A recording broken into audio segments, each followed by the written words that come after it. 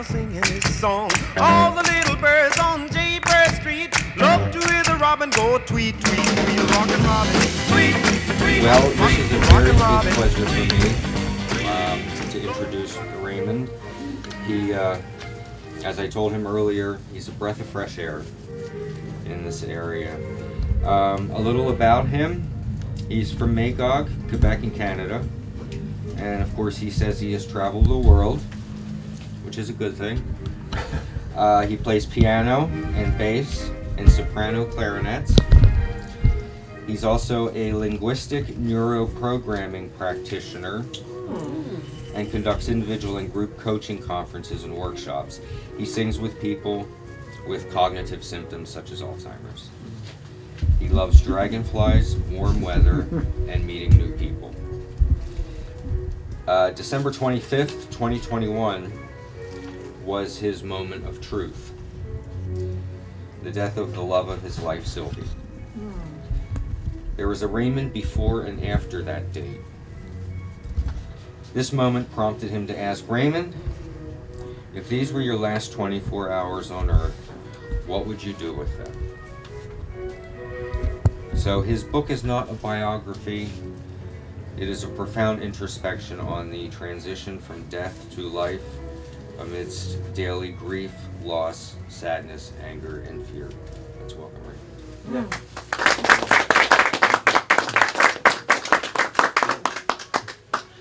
Oh, well. Thank you. As we can see, I'm a little nervous now, so I just want to thank everybody here. And as I mentioned a few minutes ago to Janice, she's the one that everything started. I think it was in March or April that she was just, looking to move this chair with his 2 coffee in his hands, and I just gave her a hand. And I just saw her smile and said, "Oh, thank you." So and I just say "bienvenue" in French because they didn't remember that I was in Newport. And she said, "Oh, my husband learned French," and everything started from there. So I just want to thank you, Janice, for your kindness and to be here. And I miss Ben today, of course, but I know that's what it is. Thank you. And it was your own kindness that really started it all. Well, and so I would like to thank everybody here, Joan, that we met just last week at Newport. There's a lot of synchronicity from Newport Natural, by the way. Then Ben and Janice introduced me to Beth, and last week we met Joan, which just, by the way, she worked with Patch Adams to help people and kids, around the world. It's okay if I say that? It's too late, but anyway. So, he asked after. Nervousness. What that can do. And to everybody that I just met Mike and the lady Raven here last week. So I would like to, and everybody that take the time to come today and to be with us. Heather that shoot me last week also, and so there's a lot of happening with this book, which is greater and a lot bigger than me. And as Larry said, so when Sylvie died on the 25th of December 2021, everything changed in my life, and from then I explained that in a book for the ones who just started to read it. But if you believe in synchronicity or not doesn't matter. But on the 15th of January, when I came back from the memorial, there were a book on the floor. And yes, of course, I could just pick the book and put it right back in the shelf. But I just said, okay, yes, my love, I'm going to read it. And I'm really proud. I talk about this book a little bit in the book here, but it helps me so lot. It was like my buoy. That's the word? Buoy. Yeah. And this book talks about how we can fully welcome the emotions that we live, and in a concrete way. Because sometimes we say, "Oh, accept it," or "welcome it," or "let it go." But when I ask people, how do you do that? they said, we don't know. So I explain it in the book. So at any time, please feel free to ask me some questions or just raise your hand, and I would like this encounter to be like a sharing together. So please don't hesitate, just raise your hand, ask questions or comment, so you are more than welcome. So if it's okay with you, I'll just write 2 short pages of author's note that's going to give you also the essence of the book. So, by the way, I started the book on the 25th of December, so I didn't wrote our love story. I did it, but my coach said, yeah, you should do that, because people doesn't want to know what happened. And in April, he told me, we have a problem, Raymond. We have 20,000 too much words for your book. So, and the main reason is in Canada, just to put this book, and there's a little hole, and for the ship delivery, it costs less when the book can. So I said, okay, Jérémy, it's going to be fine. Just remove the part of my love story with Sylvie. He said, I don't ask you that. You didn't ask me that. I'm telling you, we're going to remove this part. So it was really therapeutic to do that. And also, I never expected, never expected to write a book, by the way. I got that crazy idea on last June. And, Raymond, you should write a book. So just let it go and leave it there. And the 3 people in the same week told me, Raymond, you should write a book. I said, oh boy, I got a sign there. But how do you write a book when you never do that? So 1 week later, I just saw those free writing free workshop on Facebook. And I didn't like the face of this guy. but what he was saying was just resonate to me. And I said, okay, I'm going to do it. And there were 70 people on the Zoom. I was really impressed, and there were 2 men. So, and Jérémy asked a question. It's a writing workshop, so we're gonna write. So he said, okay, this question was, you see me for the first time, what you gonna say to me?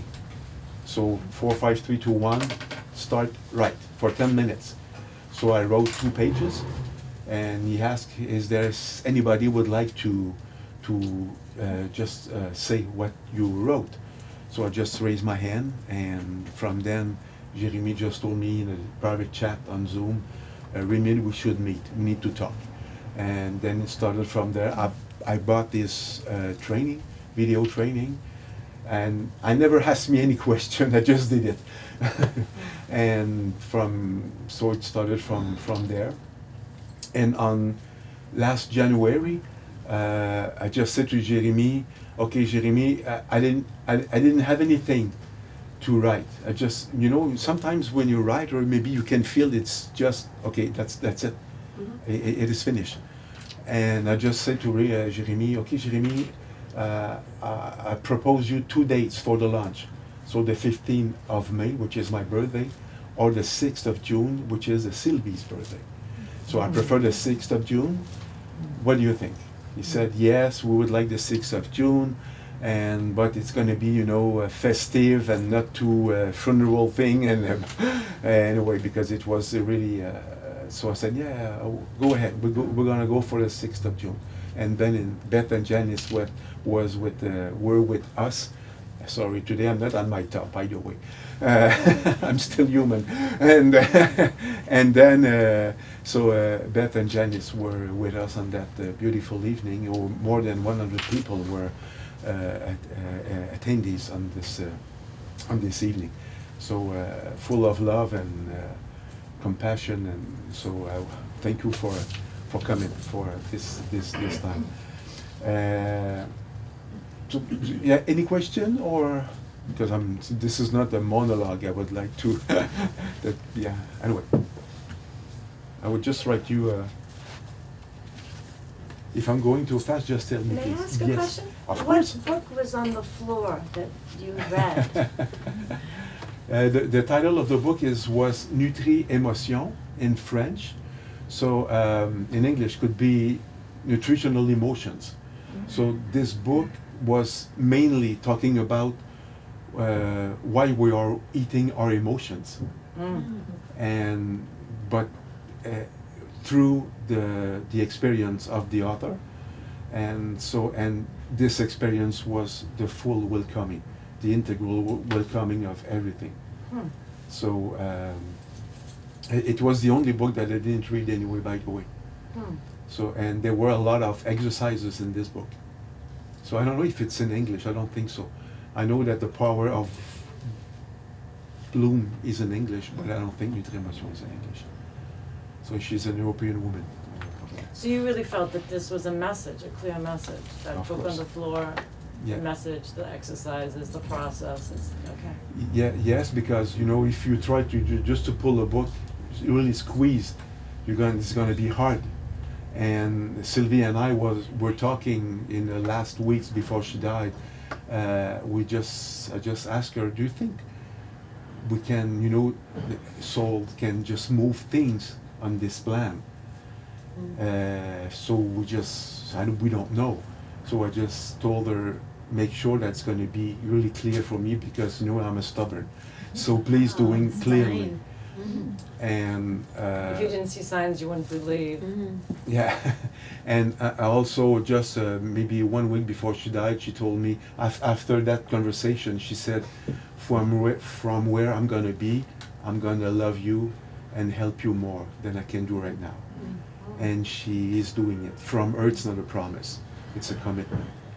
And I could write a book 3rd time this thick from what all those synchronicity just happened since 21 months. This is just awesome.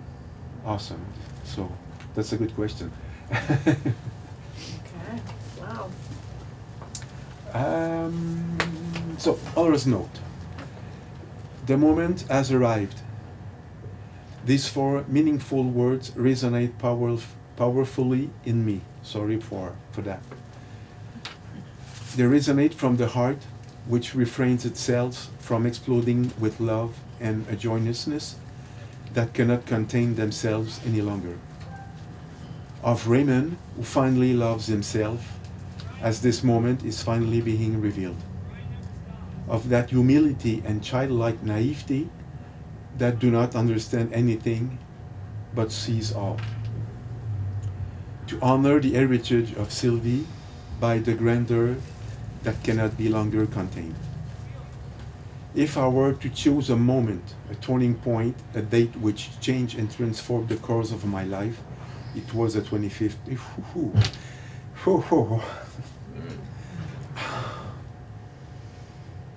Oh, for the people really sensitive right now, you can feel her love, just by the way. Just want to say that. This is not sadness, this is just pure love. Let's see. With all my love, the benevolence in my frank way of expression, speaking from that penetrating intensity that characterizes me, I reveal how the death of Sylvie concretely has restored me. It has served to make me feel more alive day by day. Like the rebirth of the dragonfly. If you asking, there's a little story. It's not in the book, but that's all the symbol is dragonfly. And by the way, when we arrived, Jose just saw a dragonfly around the car outside.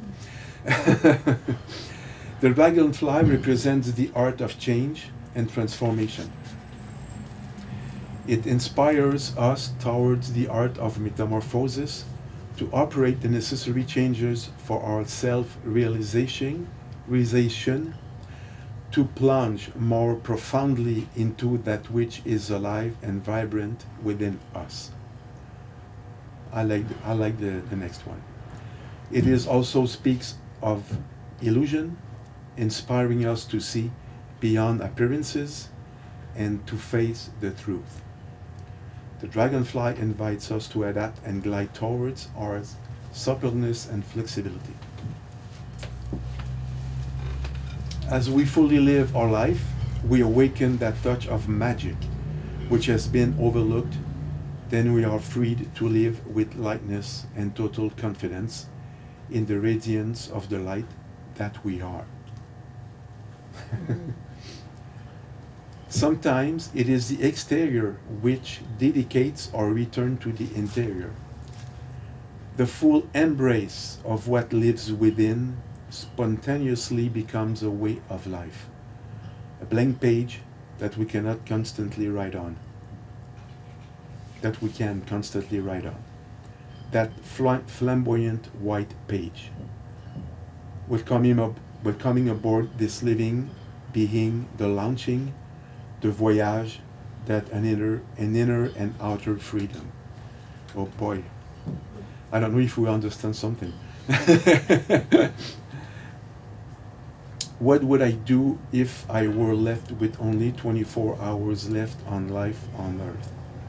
That questions, it's the first thing that comes in my heart and my head every morning since then.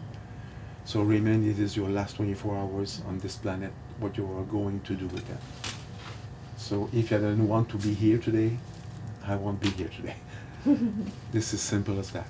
And when we live that way, that change comes everything.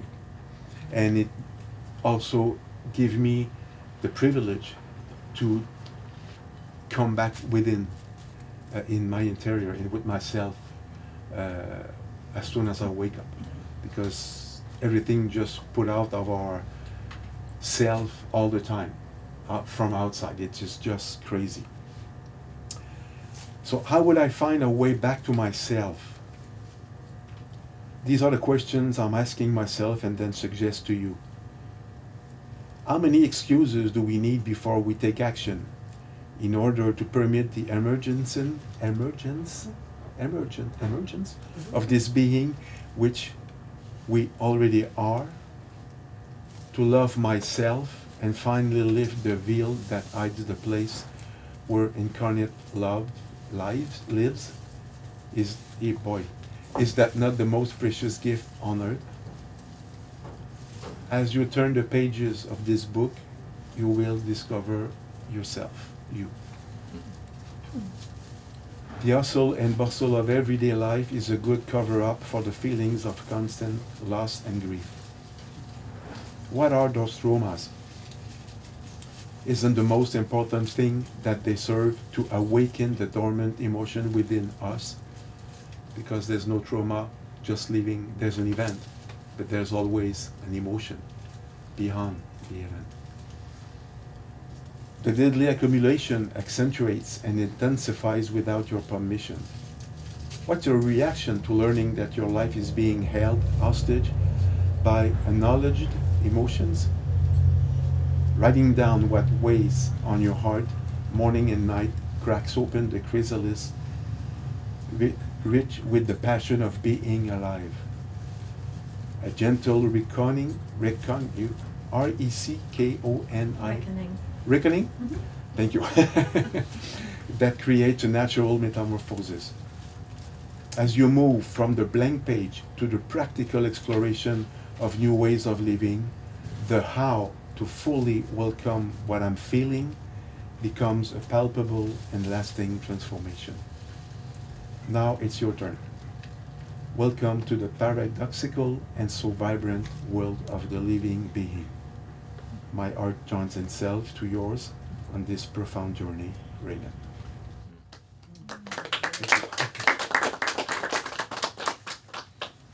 I don't, do you have any, what do you think about that? Can I ask? A lot of it resonates with me. I appreciate that that's not your first language and your reading was beautiful. But I loved what you said about, and I could never repeat it verbatim, but we get lost in the hustle and bustle of life, which makes it very easy to ignore or mask, you know, what we're feeling inside. And I think I'm probably guilty of that. I'm human. But something else that you didn't read, I want to say it was on page 31, that really resonated with me, was that you live with bereavement for so long, and bereavement doesn't have to be just death. Bereavement is loss by many definitions, loss of relationship with someone, loss, so many definitions for loss. And that's why I like the book, is because it doesn't just speak of loss of a person by Exactly. death. It speaks of what we all experience sometime in our life, and sometimes constantly in our life. But there's a point where it becomes easy to accept and say, oh, this is just how my life is. I'll just live with it. Mhm. But your book, from what I've read so far, is telling me that I don't have to live with it, that there are ways around it, and through it, that aren't gonna be easy, but I really find a lot of inspiration in what I've read so far, and I really appreciate it, so. It's a subject I've dodged for many years, but, you know, reading your book forces me to look at it and slow down a little bit and find that better way, so thanks for that. Thanks, Beth, for showing me that. And yes, of course, the bereavement is not only from beloved one. It's and for me, I think for me, this is my own. Love is just relationship. For me, this is what this is. Love is for me. So when a relationship just broke, and especially with ourselves, I think the biggest bereavement of our lives, it's this disconnection with ourselves, and that's it. This book is what about, just to come back to ourselves and how I feel with that, and this simple question, how I feel. And so somebody said something, how I feel about it. So and in this space, I just found this to be alive in this space, and this is the paradox. Because we feel sad or anger or I got a blank, fear about anything or something, and in the meantime, to be alive in this is in this space, and that's the paradox of human being. But we always, you know, push them away. I knew where I were before, believe me. Oh my God! So we just push them away, you know, under the rug and everything. But when we start to say, okay, I feel anger about this, so I will. There's a way to express this anger in a proper way. So I explained this in the book, how to do it. It's really simple, but and this is not the fault of anybody. This is just conditioning. This is just conditioning, programming. That's all. I didn't know that before. And because of that book, I just lived it. I didn't read the book. I lived it, fully lived it. You know, and I don't want to make some drama over here, but, you know, spend hours and hours and hours, you know, around 16 hours a day crying. I lived that. And wishing to die, to join her. Yes, I lived that. And I'm not the only one who did that. And and this is a paradox in this space. And what I can say about my experience, and I'm not the only one either, when we are in this space, you cannot be in another space. You cannot be somewhere else. You cannot be emotivity or feeling a victim or like that. You cannot be. When you are fully welcome the emotions, you are in pure emotions. And from then, we are starting to be alive. Because if there were no emotion, we are just robot. That's what it is. So are we so ashamed to be human? Are we so ashamed to be human? I think you're talking about conscious embodiment, and I believe if you don't love yourself, then you could never really love anyone else. And I believe in living your life like today's, make it the best day you can. Live your life the best way you can each day. And be in the moment, because to fully experience things. So if you're thinking about the future or the past, then you're not really in the moment. So to be here now, to be consciously embodied, to have self-love, and not to be afraid. Like Yoda's my guru. Fear, anger, and aggression take you down the dark path. And so good for you. Because if you really embrace the new physics and things of our time, there is no time. And so if you just, so you're embracing something that is taking like a leap of faith, because as we know, people want to make connections. It's the way the human brain works. And look for symbols, you know. Dumbo with his feather, his belief system allowed him to take that symbol. So good for you for like living in a conscious embodiment and embracing love and feeling your feelings and not getting stuck in them, because that's what grief is. It's like, it's a problem. I'm a retired counselor, and when people get stuck in their feelings and they can't get unstuck. So it's really important to like feel your feelings, go to the other side of it, and then let it go and not get stuck with it. That's why I live by myself, so I can scream if I have to, and do happy dances, and you know, just Well, like. you can do that in a crowd too. Yeah. Take it from me. About your word conditioning, that conditioning comes generationally. Yeah. And our generation is the first generation that was ever even encouraged, as if you were a man, to hug or to give any kind of affection or to express your emotions without the stiff upper lip of the British society. And so you're cracking through several generations yourself. And good for you, because you know, if you're not allowed to cry, if you're not allowed to hug, if you're not allowed to be you, what a waste of so many facets of your life. So good for you. Keep crying. And But don't get stuck in it. No, we don't, but it's a stepping stone. Everything's a plateau. So you stay on there as long as you need, and then you just step up knowing that the light is there and you can just crawl towards it. Good for you. Thank you. How many times have I said good for you? Well, good for you. I think crying is beautiful. Yes. You haven't seen me cry. They are. I think Do you know they have analyzed all different types of tears, and they have a different chemical composition according to the different emotion that you're experiencing with that feeling. And feel it they with have my a different, nose. they have a different, yeah. They're healing. Yeah. They are. You know, one of my favorite quotes about grief is the price of love. And I remember reading years ago in the Geisha, it's in the title, I can't remember the memoirs. Memoirs of a Memoirs Geisha. of a No, that was a Geisha. good one. This description of grief, which stuck with me forever. And if you're in a room and you've got a window that is a little bit open, the moments of grief that come surging through, blow the window wide open. And if we envision that when it hits us, and just go with it and let ourselves cry and do whatever we need to do, the wind is going to blow the window back in. And that is a joy. Then we have just a little bit of grief there, but we have to go with whatever we see that window of grief doing. And It's a process. you know, it's a process, totally. But I think your next book ought to be called The Book on the Floor. Your next book could be called The Book on the Floor. Like that, Mary. What drew you to the book on the floor? What? What drew you to the book? Like when you saw it, what made you want to get? What were you feeling?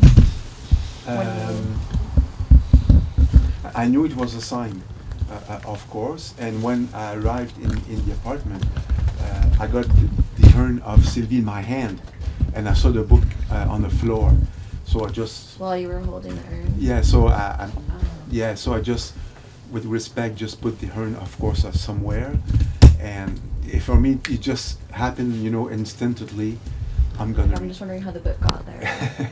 I bought the book in 2018, Okay. and I never read it. I just leave it there. That was the only one that I never read before. And then I got this guilty feelings after that I should read the book before. Maybe she will be alive now. Oh, No. you know that's. No, so I talk about Yeah. the guilty thing in the book also, but it's just, you know. That's that bargaining part of the grief. Yeah. It's Yeah. irrational. Yeah, like, oh, if I exactly. did this, Yeah, it would be ex- different. yeah, exactly. It's a Those child are not the ego facts. state, Yeah, and it's those a are not the necessary facts. part of grief, but it's cuckoo. Yeah. I don't know That if that part of answer your grief is a little question cuckoo or for me.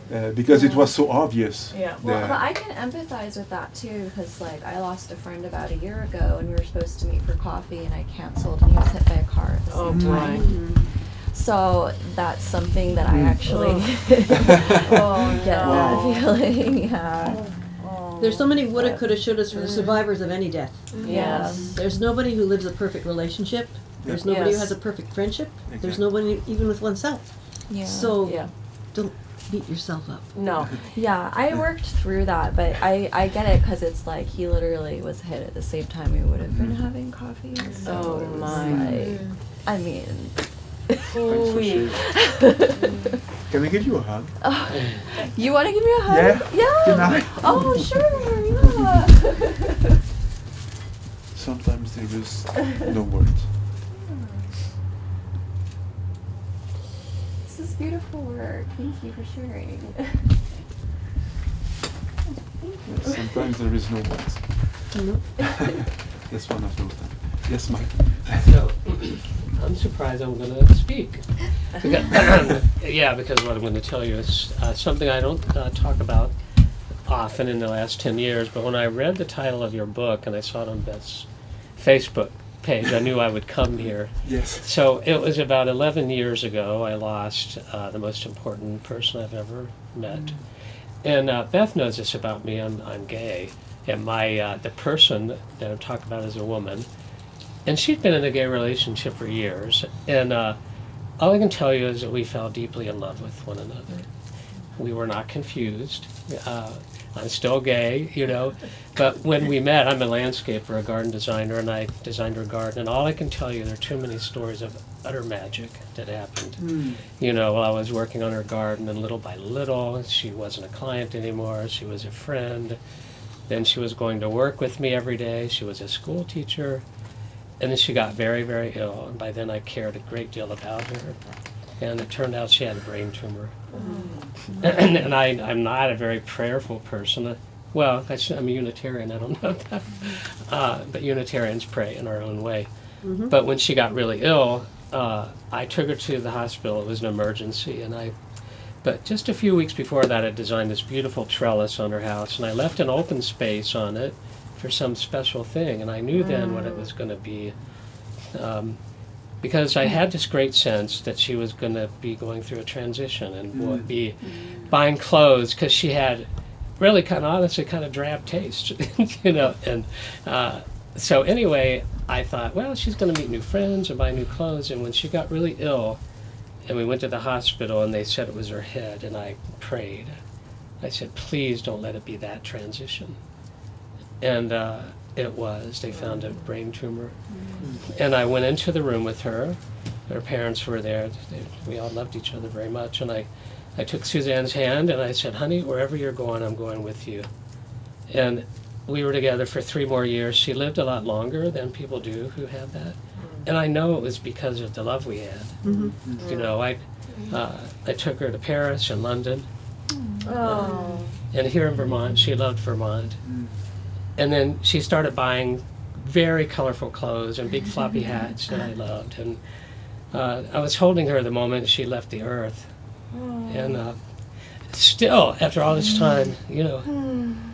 And this is from her. So Blue Morphos.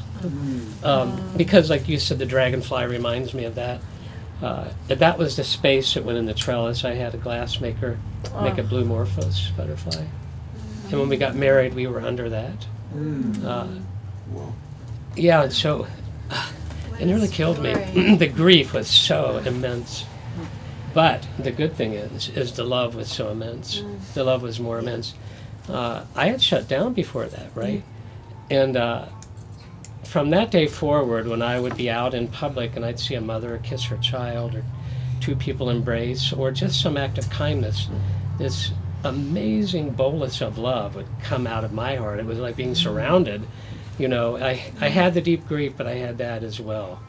And the night she died, it was a week or 2 before she died, we were in a hot tub that I got for her. And I said, honey, I can't live anymore without you. And I never talked that way. We were too busy traveling. And I said, how am I going to know you're all right? And she came over toward me in the hot tub, and she said like that. And she splashed water in my face, and she said, you'll just know.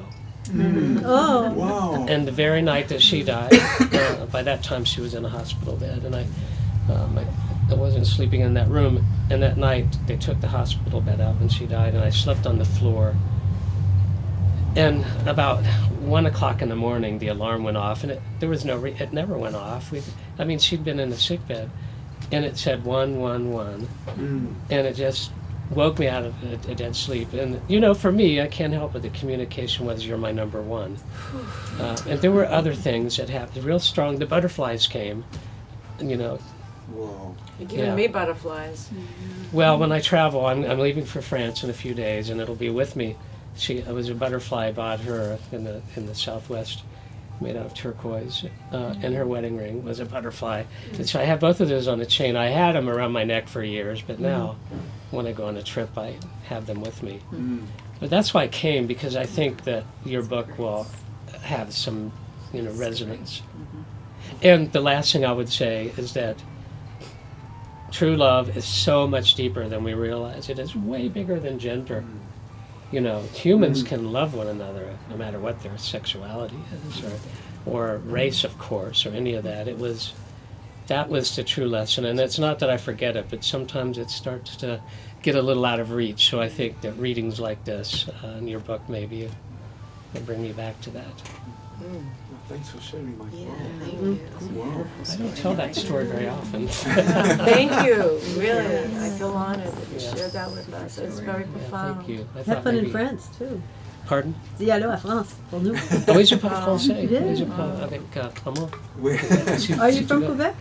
No, mais I lived in Central Africa, in a francophone country. Cameroun? C'est la République centrafricaine. Est-ce que vous êtes française? Non, mais Québécoise? j'étais née québécoise. Ah bon? C'est pas la même Mais chose, mais bienvenue ici. Hein. c'est suffisant pour nous, hein? J'ai fait de moi-même avec beaucoup de fautes. Ça va. C'est une bonne histoire, monsieur. Merci beaucoup. Bon, merci. Oui. Merci, Mike. Wow. Merci. Thanks for sharing this. Wow. I appreciate the opportunity. I think that there is much joy, and my story is really more about life and life-giving and about loving. I turned myself off, there was a steel door in my heart, right? And that little woman found a way to get around that. How could that be? She found the back door. Wow. Yeah, more like a pinhole. Love is an amazing force. Yeah. Well, okay, story time. This year I lost 3 people. I don't know why deaths seem to come in threes. The first was a friend that I had since first grade, and we'd gone through all the grades together to the 12th grade. She fell, and she passed, and I got COVID, and I couldn't go to the funeral in Massachusetts. So my friends kept me connected. Well, the night that she passed, I went to bed that night. No, she was still alive. It was the night before she passed. And anyway, I went to bed that night, and I had a dream, and in the dream, I was in somebody's body looking out, sort of like a shaman would be inside something. And it was someone running in fear, someone running in the woods, losing things, afraid, heart pounding. And I woke up at 5 in the morning, and I closed my eyes, and I opened my eyes, and I still saw what I saw in the woods, in the dream. And once in a while I'll have a lucid dream like this. I got up, and about an hour later I got a phone call from a friend who knows I'm a very early riser, so she wasn't going to offend me. And I picked up the phone, and she said, Donna, sit down. I have something to tell you. Laura, a friend of ours who was a counselor, the 3 of us together, went to the Pacific Northwest in Olympia National Forest. And I didn't know she was out there. We're hikers together, and she's an expert hiker. And She's presumed lost. She's lost. She didn't make her rendezvous time. I said, Laura was out in the woods in Olympia National Forest. So I tell Michelle the dream. And she's like, oh my gosh, that's weird. And I'm like, yeah. And no, it's the second largest, if you look Laura Mackey missing, you Google it, it's the second largest search in, I think Washington State, or at least Olympia National Forest in history. They started a Facebook webpage, and I'm not on Facebook because I believe the algorithms and it will destroy the world. And I hate it with a passion. I understand it, but I despise it. So I'm not on Facebook, so I couldn't share. And so I had people call me and say, this is what was posted on the website today about Laura. Well, it was very hard for me to pretend and remain hopeful when every part of me knew that she was dead. I experienced this dream state, and I just knew she was dead. And the thing with that, now this was back in November, the thing with that whole thing, when you don't have a story, is the mind wants to make up a story. And why I bring this up is I was the only counselor who had retired early of our group, and everybody else had to go to work, and then her clients were finding their way over to this Facebook page, and everything was a mess. And the state of Vermont doesn't have a process for dealing with a therapist's clients if the person is only presumed dead. So then a couple of my friends had to take on working with the family to get something provisionally set up for these clients to deal with it. We couldn't take anybody because it was unethical, because she's our friend. It was a hot mess. But I was the only one who was able to stay with the feelings because everyone had to go to work. And so I realized I could be a resource to my friends because I could rage when I needed to rage. I could cry when I needed to cry. And everything with this is called complex grief, because if you don't have a body. Now her father is still in Washington walking and searching and looking for her bones. Whoa. This is a lot of complex stuff going on. But in the meantime, I did have to listen to everybody's, and I took it in and helped them through it, because I had my own things where, like, I had said to her, Laura, never go hiking by yourself.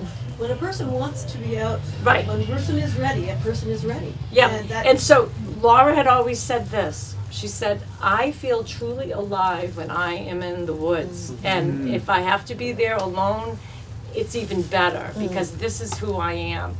So I had to tell everyone that story and say, you have to just forgive her and let her go, that she didn't rise to your expectations of what it was like to be hiking. But I did have conversations with her myself. So my own little thing was like, oh, was I not as effective in getting through to her? Because maybe, that was my own little thing. Maybe if she had had someone with her, they could have, whatever the situation was. So in complex grief, you have to accept that the person is dead and move on and grieve. And it's and then the third person died after, as a famous artist in my life. And so it seems to come in threes, and it is a process. And Laura lived her life authentically, and she passed in a place that she felt comfortable in the woods. Wow. But it was pretty heavy. So your dream was with her. I was with her With her. Yeah. in her fear, Yeah. running. Like her soul touched mine. And I think about that. If you turn on a TV or you turn on a radio, it picks up a frequency and you get to experience it. Why are minds not like that?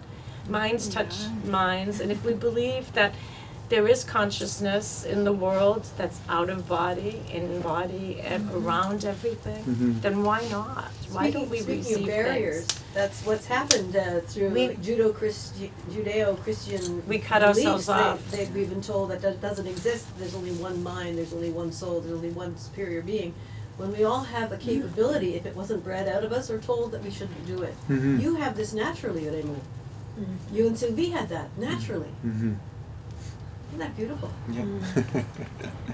Thank you Yes. for sharing that. Thank you. You're welcome. Yeah, I don't often talk about it, but it was just this past year. It's a tough one.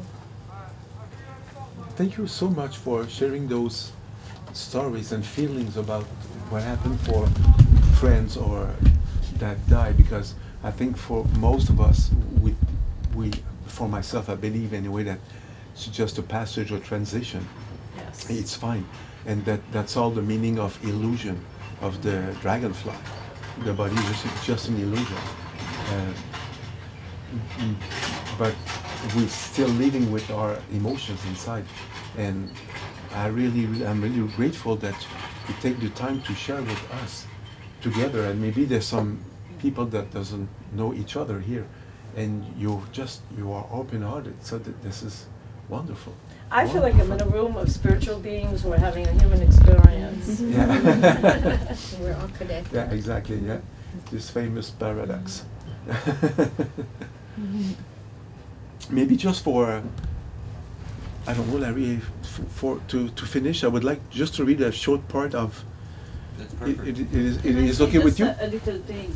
Yes. You know, because you talk a lot about people, people, they are the death of people. But I have a son who has cancer. Mm-hmm. Sorry.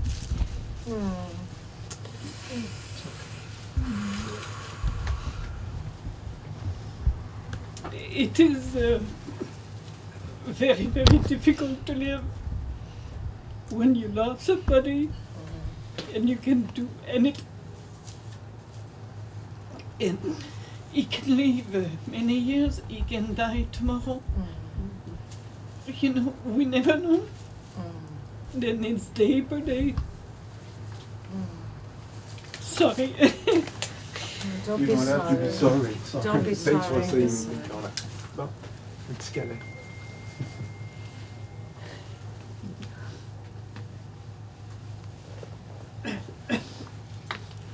Then, yeah, it's a lot to process. We can have, you know, sometimes that you have closure. You know, when you know, but you never know when you are in a situation that you never know what will happen and when. Then it's difficult for the people around this person, and it's difficult for the person who leaves the situation. It's special. Yeah. And I went to a lot of that in my life because I'm 75. I'm not young. And it's something very different because I went through that, the cancer from my mother, but she died. Then now it's something very different. You never think you will live something like that. You will go through, you know, something like that. But it's something. And I am in love with the life. Then it's because I'm not a depressed person. No. I'm 75 and I am in 2 projects and I'm in love with the life. And I will do everything to it make me alive. Joie de vivre. Yes. I believe there's really a lot to say about synchronicity. When my father passed, this was several years ago, well, about a decade ago, he was diagnosed with a cold, and then it became pneumonia, and then it became lung cancer, and he was dead within 20 days. Wow. And I remember going home because I wanted to spend some time with my father. I didn't realize it was the last week of his life. So I was making a makeshift hospital bed out of a coffee table so he could sit up because he couldn't breathe. And I was helping my mom, and it's not to make me look like a hero in any way, but I had that week of Dad. I had one last week of Dad. And I remember when I was pulling away to go home, to come back to Vermont. This was in Pennsylvania. he tried to get up to see me to the door, and I told my mother jumped up and said, just don't bother, relax, you're struggling for air. And he said, his last words that I remember him saying is, no, I want to see my son pull away. And of course I got down the road about half a mile and just pulled the car over and started bawling. Well, I got back to Vermont and I was exhausted. It's a 10-hour or 9-hour drive. And came home, crashed in bed, and I had gotten a message on my answering machine, which I slept right through, at about 11:30 that night. That was my mother hysterically screaming into the phone that he has no brain capacity anymore. That he had no brain function. And he had complained about a headache right before I left. So he was dead literally within 20 days. But when I had come back and he had said that he wanted to see me pull away, when I got back to Vermont, there was this huge green Luna moth. I have a log home and it was attached to the log of the house. And they're very rare to see one. And I saw this thing and I thought, you know what? That's my dad making sure that I get home okay and get back to Vermont okay. And then of course he had passed about a week later, which sadly enough when we did the services for him, it was on my mother's birthday. So there was all this connection between the month of May. It was their anniversary, right about their anniversary when he died. And he had wanted me to go get an anniversary card to my mom from him. So I went to the drugstore, the CVS, and I went to pick out a card, and it was a toss between two. So I picked out one, and I gave it to him. He signed it. I stuck it on the kitchen table for my mom. And so when my mom came down and she opened up the card, he opened up her card, and it was the other card that I was going to get. I had a choice between two cards, A and B, and I had gotten A for my father instead of B, and my mother had gotten B for him. So it was just, there's a lot to be said about that. I mean, it puts things into perspective for you, and it might sound like hocus pocus or whatever, but I think we as humans can really find relief and compassion and guidance from these sort of messages. So thank you for sharing your story. Thank you guys for sharing your story. I didn't plan on saying anything today except a damn introduction, but Well, thank you. but thank you guys. Yes, Larry. I think you should give him a hug too. No, give me a hug. Give me a hug. All the day, he said all the time, because people, they need to be authentic. The authenticity of the people. You're authentic. That's I'm authentic. that's the pure love. Yeah. I want a hug. Yeah. Keeping it real. Merci, merci, merci. Oh, he is a younger. He is a hugger. Beth gave me this surname. He's a hugger. I remember that. Wow, I think we're gonna just, if there's anything else, we can just continue to share together and close. So you have your event on the 13th of October at the library. Yeah, exactly. Friday the Right. 13th. Wow. Goodrich Library. Goodrich Library. Just Haskell. yeah. So at 6:30. Et il y a quelque Yeah. chose en avant que ça? At the Natural Food? Ouais, c'est ça. If people want to come before 6:30, I'm going to be at the Newport Natural Cafe, and we talk and just have a good time together. And at 6:30 p.m. we're going to just move to the Goodrich Library and for the official lunch in English, which is unexpected. You know, I didn't expect to be in Newport to do that. I never expect to get a book in English anyway, and even in Spanish. But so that's why this is just bigger than me.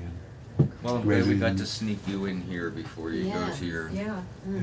But Your Newport is a special lunch. place. Yeah, there's something special here. I don't know why, but we talk a lot about Newport. People, all they welcome us. It's very special. Yeah. You make us feel like we are a part of your community. Yeah. Yeah. Thanks, Larry, for hosting it here today. Oh, I thank heard you. a few people say they'd never been in here before, so I'm really I happy hear that. that a lot. Yeah. And then there's people like me say, oh, why don't I spend more time here? So. Yeah, Beth, why not? Yeah, I don't know, but I'm going to. Or people like me that I just want to live here. I just Wow. never get enough time in here. Wow. That's a good extreme, You wouldn't Mary. mind, would you, Lee? Yeah, it's a good thing. We've got to remodel the bathroom, but.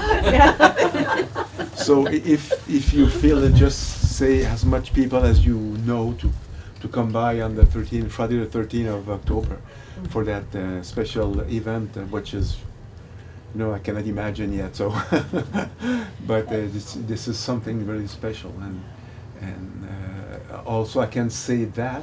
But for people who like to buy a digital book, so the book in French is available on Amazon, and it's going to be available next week in English also. Audiobooks from Amazon. Oh. I think that's audiobook. Is it audiobook? No, it's Digital. Digital. digital, yeah, Like Kindle. digital. Yeah. No, the audio is not available yet.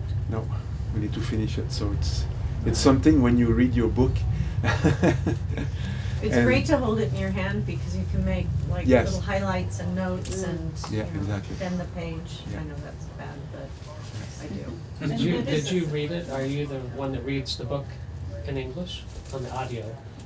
No, I'm looking for somebody that will be able to do it because I need a man and a woman. Of course, because at the beginning there's some dialogue with Sylvie. So I would like to also to thank José because José is doing Sylvie in the French audio. So I would like to thank her and Hey, maybe you and I could do it. yes, Let's do it. yes, Yeah, why for not? sure. I would like it Yeah. that if you can do it. I would do Yeah. it. Yeah, it will be a real Uh-oh. privilege. Are you still Yeah. filming? Yes.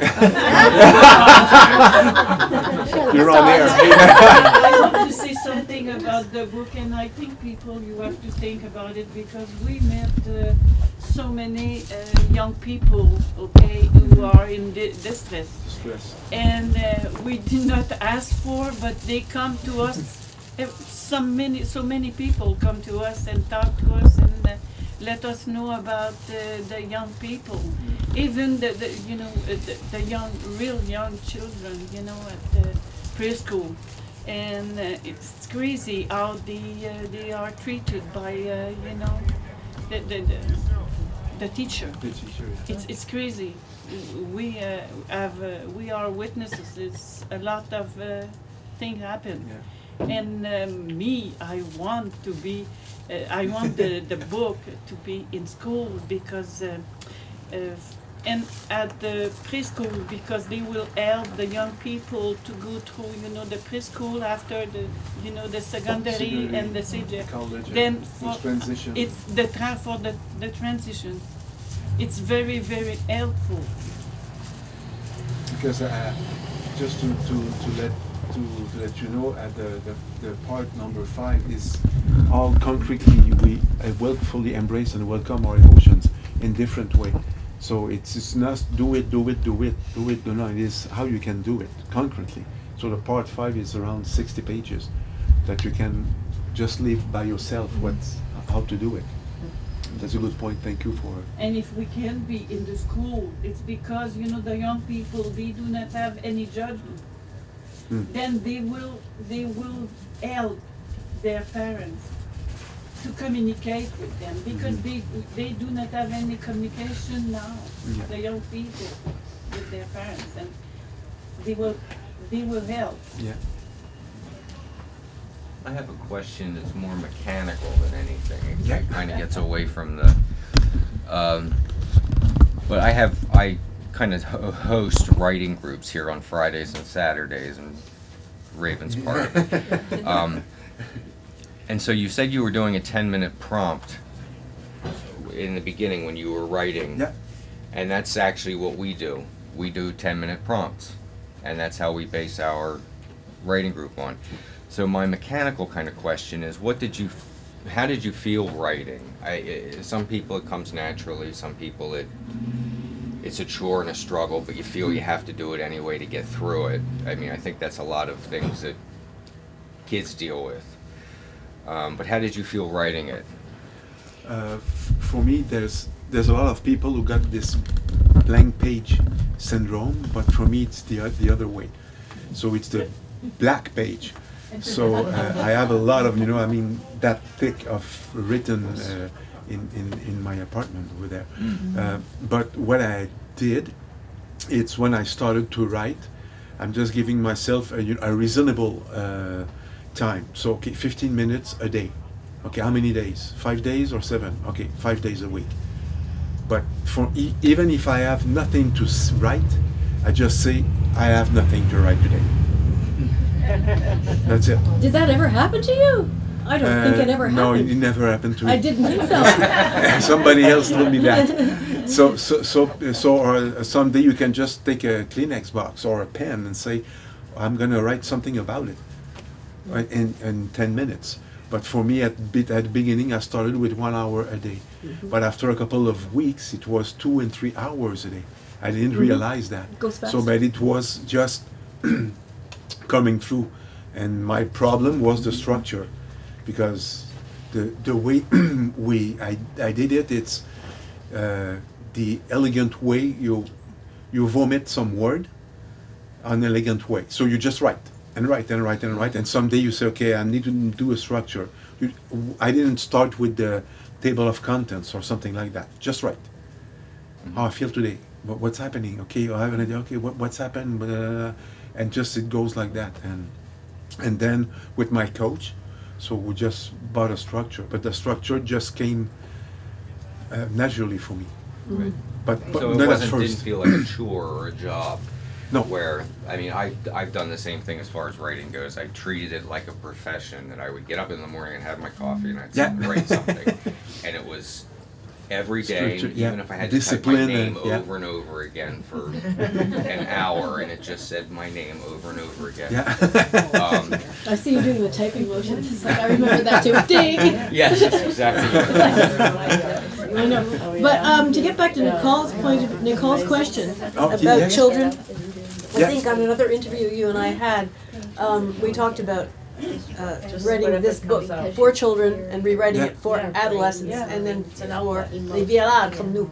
I think because each stage, and so Nicole had that very good point Yeah. about writing your book for different stages and ages, and I think that would be such a blessing. Yes. Because it's not that they don't have their parents to talk to; they don't have the vocabulary even to discuss anything. Emotions are undefined, Yeah. and you can do that. I have some ideas for the second one. One book for the kids and one book for. That's what you said, right? Yeah. You just take their language and just adapt it to. Yeah, and you don't have to talk down or use baby talk. It's just that you talk to them with the pictures or whatever, and Yes. just keep Or it pictures, simple yeah, and yeah. keep it simple. Yeah. People die. Yeah. Children have to suck it up. Yeah. It'd be better if they could, as you say, vomit their feelings. As you said that, and I thought, well, that's a pretty good picture there. But Yeah. you know, Heather, I have I don't know something if they to need tell to you suck about it the up. kids. Oui? You know today, the kids, because the parents, they communicate with their kids like they are an adult. And kids, they do not like anymore to be talked like a baby or like a That's what I said, yeah. yeah, Yeah. And it's really true. And you talk with the kids of 7 years and you 10 years older than you. It's crazy. But emotionally, they're Crazy, still but that they can age, you tell know? you, Yeah. I love the kids. Yeah. Yeah, because they have no judgment. They can say and they want to talk to you. They want to know. They are, comment je dirais ça, ils sont affamés de vouloir Bête. connaître, de connaissance. They want to know. Oui. The thirsty Curious. of Yeah, knowing. they thirsty. Yeah. I know. I had a newspaper for 30 years, and it was with adolescents to young adults, and I learned so much from them. Oh. They knew more than I did when I was a grown-up, and it's amazing. But they spoke a different way, and I learned a lot. So you're right. Et vous travaillez avec des plus jeunes, eh?